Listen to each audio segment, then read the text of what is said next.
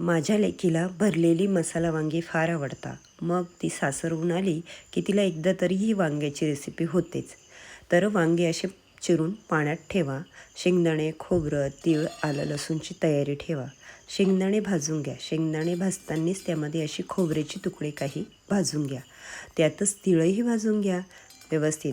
Gas बंद करून मिक्सरच्या भांड्यामध्ये काढून त्यात आलं, लसूण, कोथिंबीर, जिरे आणि व्यवस्थित असं पाणी न घालता मस्त वाटून घ्या.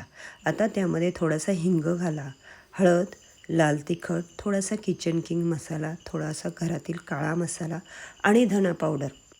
सर्व जिन्नस मिक्स करून घ्या आणि वांगी अशा पद्धतीने भरून घ्या. एका कढईमध्ये थोडीशी मोहरी, कढीपत्त्याची फोडणी द्या आणि ती वांगी त्यामध्ये परतून शिजोस्तर पाणी थोडंसं शिजेल असं पाणी त्यामध्ये घालून एक 5 ते 7 मिनटात मस्त अशी वांगी शिजली जाता मस्त वाफून घ्या अशा पद्धतीने.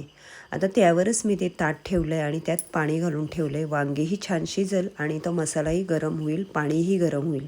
हे बघा, वांगी शिजली, त्यामध्ये तो मसाला वाटलेला त्यामध्ये घालून दिला. मस्त आता वरून परत थोडी कोथिंबीर घाला. मग तुम्ही भाताबरोबर खा, डब्यामध्येही घालून द्या आणि तुमच्या कुणाला आवडत असेल तर असे बनवून द्या. तुमच्या घरात कुणाला आवडतात वांगी नक्की सांगा.